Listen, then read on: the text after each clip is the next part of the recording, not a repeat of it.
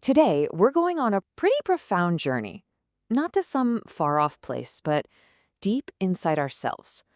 We're going to explore one of the most powerful and maybe misunderstood ideas in all of psychology, Carl Jung's concept of the shadow. So let's begin. I want to start with a really direct question for you. Just think about it for a second. Who do you believe you are? I'm sure you have an answer ready, right? You're a kind person, a hard worker, a good friend. But what if that identity, the person you show to the world, what if that's only half the story? You see, Carl Jung, who founded analytical psychology, he had this idea that our personality has two really crucial sides. Over here on the left, you've got the persona. This is your public face, right? The mask you put on to be accepted. And then on the right, you have its total opposite, the shadow. This is the unknown, kind of dark side of who we are. It's made up of all the parts of ourselves we've decided we don't like, so we hide them away, sometimes even from ourselves. So to really get a handle on the shadow, we've first got to understand this mask that we all wear. Now, the persona isn't, it's not fake exactly. It's just curated. It's the version of you that knows how to act at work, how to be polite at a dinner party, how to just fit in. And it's a super important tool for getting by in the world. But here's the thing you have to remember. It is not the complete you. It's more like an edited highlight reel. So, where does all the rest of the footage go? Well, to answer that, we're going to turn to this incredibly powerful metaphor from the poet Robert Bly. He came up with this perfect description of how the shadow gets created, right from the time we're born. He called it the invisible bag we all carry. Just imagine this. When you're a little kid, you are completely whole. Your bag is empty. You express every single impulse without a filter. Joy, anger, selfishness, generosity, all of it. But that doesn't last very long, does it? Pretty soon, society starts to shape us. Our parents, our teachers, our friends, they're all sending us signals about what's okay and what's not. They're teaching us how to build our persona, our mask. But in doing that, they're also telling us which parts of our real, authentic selves just aren't welcome here. And this is where the whole process begins. To stay loved, to be accepted, we learn to perform what's almost like a kind of psychic surgery on ourselves. We take these totally natural, human parts of us, our anger, our self-interest, our wild creativity, and we just snip.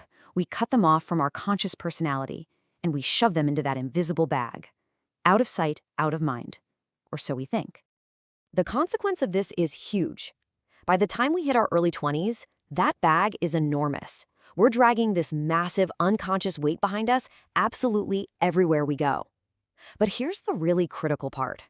The things we put in the bag, they don't just disappear. They're alive. And now they're cut off from the light of our awareness, and in that darkness, they start to fester. They ferment. They grow stronger.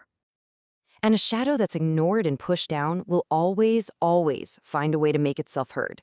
So let's look at some of the dangerous ways it echoes through our lives. Jung pointed out three main symptoms of what he called shadow possession, those moments when this unconscious energy just completely hijacks our conscious mind. They are emotional explosions, projection, and the really scary one, the collective shadow. Let's start with that first one. Have you ever seen someone, or hey, maybe you've been that person, who just absolutely loses it over something tiny? A dirty dish in the sink, somebody cutting them off in traffic. That huge, out-of-proportion anger, it's not about the dish. It's the pressure valve releasing 20 years of stuffed-down aggression. It's the shadow bursting out, basically screaming to be seen. Okay, now for the most common, and maybe the trickiest, way the shadow shows up. Jung gave us this brilliant piece of wisdom right here. And this is the absolute key to understanding projection. So, projection. It's when we see our own disowned traits in other people. I mean, think about somebody who makes you irrationally angry or annoyed. That arrogant coworker, that lazy relative, that intense emotional charge you feel. It's often a giant flashing sign that you are seeing a part of your own shadow reflected right back at you, a part you've refused to see in yourself. The world literally becomes a mirror for your own inner conflicts. And this is where a personal problem can become a global catastrophe. When an entire group of people, a whole nation, a whole culture, represses the same kinds of traits, they start to project them onto an enemy. This other group becomes the container for all of their darkness. And this is how ordinary, decent people can end up justifying absolutely horrific things, from scapegoating all the way to war. Like Jung warned us, the greatest dangers to humanity aren't floods or earthquakes. They're psychic events. They come from our own unexamined minds. Now, I know this all sounds pretty dark, and it is, but that is only half of the story. The journey into the shadow isn't just about confronting monsters, it's also about finding lost treasure. So we have to ask this really important question. Is this hidden part of us just evil? Is it just a basement full of our rage and our greed and our selfishness? And the answer is a profound no. This is probably the biggest misunderstanding about the shadow. It is not inherently evil. Its nature is defined by one thing and one thing only. It's what we have hidden from ourselves. And it turns out we hide a lot more than just our darkness. Think back to that bag we talked about. We put anything in there that didn't fit our good person mask. So a child who's told stop showing off might have stuffed their natural charisma and leadership skills in the bag. Someone who was told to be practical might have shoved their artistic genius deep down in there. So you see, along with our monsters, we have repressed our gold, our raw vitality, our passion, our creativity. So often these things become casualties of just trying to fit in. This is what's known as the golden shadow. So if the shadow has both our monsters and our gold, what are we supposed to do? We can't keep it locked up, but we can't just let it run wild either. Jung's answer is what he called the path to wholeness. It's all about integration. Here's the most crucial point of all. You cannot destroy the shadow. Trying to do that is like trying to cut off your own literal shadow from your body. It's a part of you. So the goal isn't to kill it, it's to turn around, face it, and bring it into the light of your own consciousness.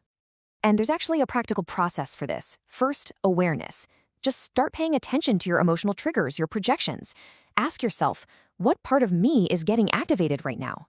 Second, acceptance. You have to acknowledge what you find, but without judging yourself. Okay, yes, a part of me is capable of real anger. A part of me does have selfish desires. And finally, channeling. You give that raw energy a conscious, productive job to do. So that repressed aggression, once you integrate it, it becomes assertive drive. Repressed selfishness becomes healthy self-care and knowing how to set boundaries.